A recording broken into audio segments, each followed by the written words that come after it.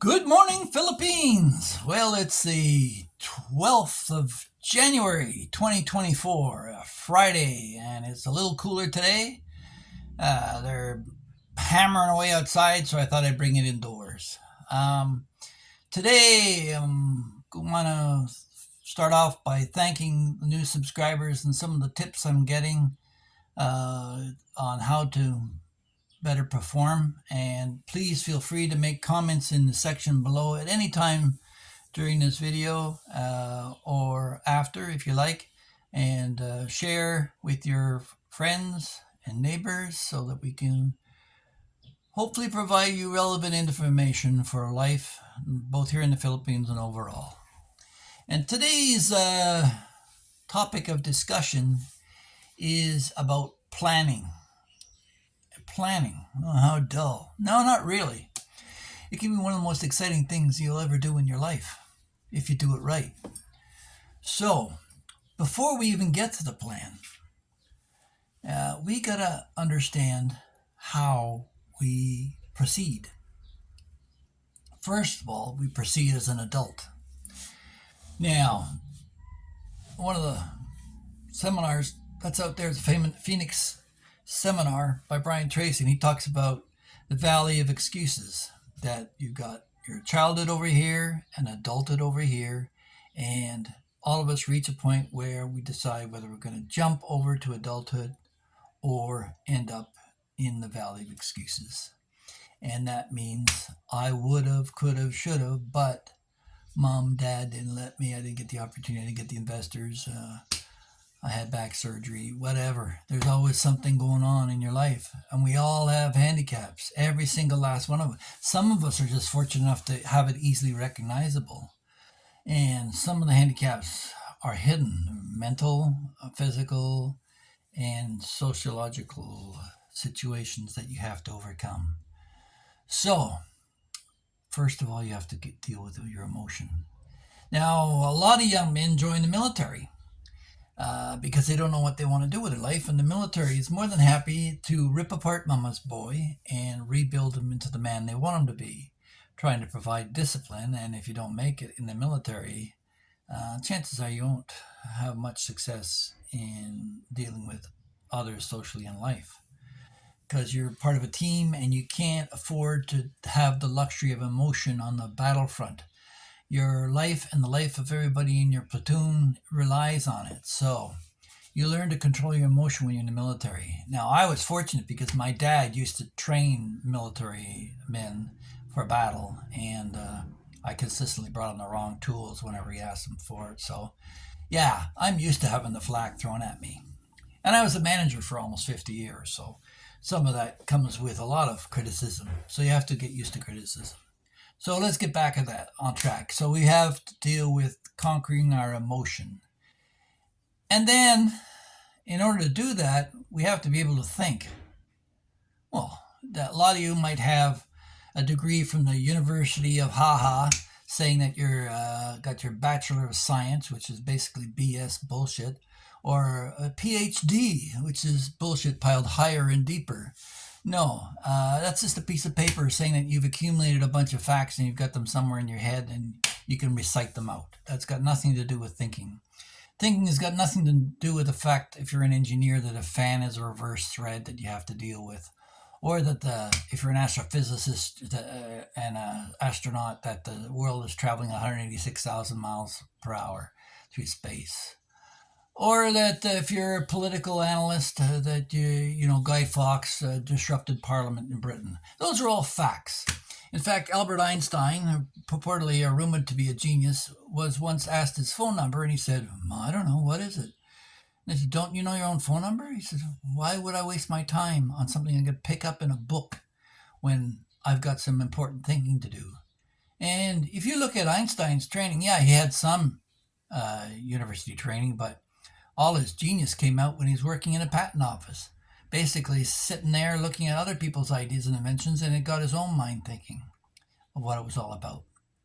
And one of the greatest things that any man can acquire is time to think. That is the one luxury that a lot of women won't afford us because they want us busy every minute. But There's a reason why Jesus went out in the wilderness for 40 days and 40 nights to commune with the Father, so he could think clearly. And that's what you do as a man, is you need time alone to think. So don't feel guilty about having to go off somewhere and just think. That's great stuff. And you can get all kinds of energy from that. So I encourage you to learn how to think and think clearly.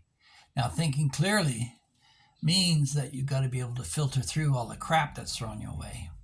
You got to be able to avoid that crab pot mentality of people around you trying to drag you down because they're afraid of seeing you get ahead. So, yeah, it's a battle to get out there and to be able to just find that space to think. And it's one of the greatest luxuries that modern man has, and has provided the ability of not running away from that saber-toothed tiger, but to think of a way of how to trap it and eat it or enslave it. So, yeah, thinking is critical. Emotions and thinking. So now we get on to the crux of this video, is planning. Now, everybody talks about planning, but we'll get around to it. We'll start off with it. What's a plan? A plan is a goal that you've written down. You've had all your dreams, and you think, oh, I would like to open a restaurant or a business or a tour company or maybe an internet cafe, whatever you want to do, any imagination you want. Or maybe you got bigger aspirations of an invention or some aspiration to bring it to market. Whatever that is, you start off with writing it down. And you'll double your chances, if not more. The percentages will vary, but definitely you'll double at least the chances of success simply by the very act of writing it down. Because when you write it down, it provides focus. How do you express yourself? Because that has to be read and interpreted later by someone else, so you want to make sure it's clear in your own mind. And by having it clear in your mind, that crystallizes the dream into a plan and a goal. So that's number one, planning. Number two is organization. So you've got this idea that you've written down now, and it's now your goal. How are you going to organize it? How are you going to get about this? You've got so many things you got to deal with. So my own experience has been never buy a franchise, because that's somebody else's ideas, and you'll always think you'll never have the satisfaction of building anything yourself. I've started everything from the ground up, out of my own pocket, and done it over time. So you've got to have some savings so you can at least invest in some basic things. So, yeah. Some of it may be conceptual, like a newspaper. I was able to start off for like $2,600. I actually bought an existing publication from someone else. And other things like the bottled water company were a bit more of an investment. But I did it all myself and created and organized everything from who is my target market? How am I going to penetrate that market? What kind of exposure and advertising am I going to get to access that market? Where is that market best located in terms of infrastructure? How much infrastructure do I need? Do I really need infrastructure? Maybe I can do it mobile. Maybe I can do it without having to have a lot of investment. And how to avoid that pitfall to get the startup going. Guerrilla marketing. Maybe try something unique that will draw people's attention. So you're going to organize all these things, and then all the way down to, are you going to have to hire staff? What equipment are you going to need? All that stuff you're going to get organized when it falls and when it falls. So you don't want to take a loan from the bank, business loan, and 6 months later start building. You want to be able to get things as tight as possible. So for that, you're going to know how to create a flow chart, and you can look that up in terms of the timing and of each element of the organization of the business until you can get into the implementation phase. So that's 2, is organization. Number 3, implementation. So now you've rolled the dice. The gun's gone off, and you're through the shooting gate, the gates running, and you have to scramble. This is when your back room seat, comfy chair, thoughts and ideas are gone. Now you're like Elon Musk, sleeping on the plant floor, working 16 hours a day plus. Uh, if you're working less than 60 hours a week on your business when you're starting it out, I don't think there's much of a commitment there. You have to be totally committed. And there is no plan B. There's only plan A. You don't look for a way out of it as soon as you get into it. There's only plan A, one plan, and you've organized it, and now you're implementing it. So your implementation phase, there's a lot of scrambling about. Before this, you're talking strategy. Now you're talking tactics. The things on the ground to move your troops forward, such as it is with the military. So you may have a battle plan, but once you're on the battlefield fighting, you got to know, oh, somebody took out this section. The government just came out with new legislation I have to conform with. Somebody didn't show up for work. All that stuff you're going to have to deal with in your implementation phase. So at some point, maybe you're reporting quarterly or whatever to your bookkeeping, to the taxation branch. At some point anyway, you're going to have to do a report. And you better be able to do it transparently and with lots of detail. Because the more detail your report is, the better it'll pay off. Now, this is when things start falling off the track. A lot of people, they like all the salesmanship and the talking to customers and dealing with all that blah, blah, blah. But when it comes to reporting, bookkeeping service, accountant, lawyer, help me, they bail. They give it off. They hand it off to somebody else. But you've got to be able to understand whatever reports that they're drawing up as well. How much inventory you went through. What happened over the course of that business period. So the more detailed that report comes out, the better off you're going to be in terms of interpreting it. Now, this is where the businesses start to fall off. And I've helped a lot of guys in business who, some of them had business degrees and didn't even fathom that the critical importance of this part of it. And that is, after you got your reports, a lot of them, they let it sit on a shelf and do nothing. They just collect dust. They don't use that as an organic, important part of their business cycle. And this is a cycle. Business is not linear, it's cyclical. Look at the stock market, it's cyclical. It's always cyclical and always changing. The pot is always turning. So you've got through your plan, your organization, your implementation, and your report. So depending on how well you did this, the final thing, the review, will either be this or this. Your review, that is the ultimate importance of any business that is largely ignored by newbies. And similarly, some of the guys have been around for a while. They just say, well, we never did it before, and we're not going to do it now. And they risk losing all kinds of hidden potential by doing that. Now, who gives you a review? If you're an employee, you go to a employee review with your HR department. Who do you go to if you have a business? Well, I wouldn't recommend you do it with your accountant or even your lawyer. If you find other people who are in business, maybe retired people, a mentor, someone who can be critical. And this is where you've established two things already. Don't forget, you're not emotional. You're stoic now.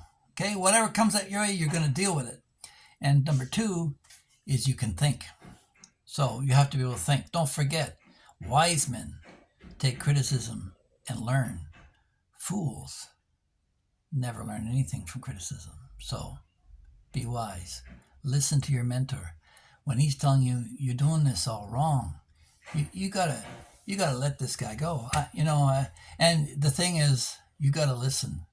I had a family member open up a paint store once, and I warned her, and I gave her all the best advice I could, but she never listened to a damn thing. And finally, a few years later, it all folded, and that she'll have to live with that. But anyway, that was her problem. Here I am. I've opened shopping malls. I've worked for the biggest developer in the world, and helped a number of guys in business. I won't embarrass them by naming them here, but they know who they are. Um, and if you can't think, if you allow your emotions to kick into it, you're going nowhere. And granted, companies rely on that. They rely on an emotional workforce that they can steer where they want, when they want. This whole election cycle in the States, it's just mass manipulation of populations for the uni party. It doesn't matter whether you vote liberal or conservative, it's the same people getting in, just a different, or same crowd, just different individuals. Anyway, that's my political statement for today. So, having gone through all that, what is my purpose of talking about business plans? Well, it's because I'm in the Philippines. And if you're OCD business manager who's come here to the Philippines and you look around, you're going to be shaking your head at the infrastructure, you're going to be shaking your head at the garbage and the power lapses and all of it. And you're going to frustrate yourself if you try to make the Philippines America or the West. That's who they are. The Philippines are spontaneous. If you want to go party, do some karaoke, go island hopping, stop by for a few beer, hang around and shoot the shit for a while, they're happy to do that. They love doing that. In fact, Filipinos are the most sociable people. They're caring, loving people. But they don't plan worth shit. And that's just the fact of the matter. Nothing's planned. And it frustrates the heck out of me sometimes because my old self comes back. And I have to remind myself where I am. But having said that, you know, you don't rub up against a wall for a long time before some of the wall ends up rubbing off on you. So what's happening here in the Philippines is things are changing, although slowly. It's still the safest place for a down and outer divorcee to find love and marriage. But that being said, the Western ideals are starting to rub off here too. Young kids are getting exposed to the West and learning about operating a business and about the importance of planning. And they realize that their education is part of that whole life plan.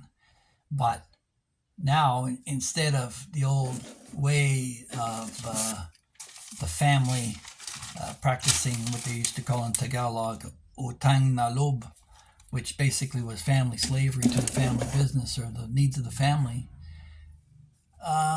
they're more entrepreneurial.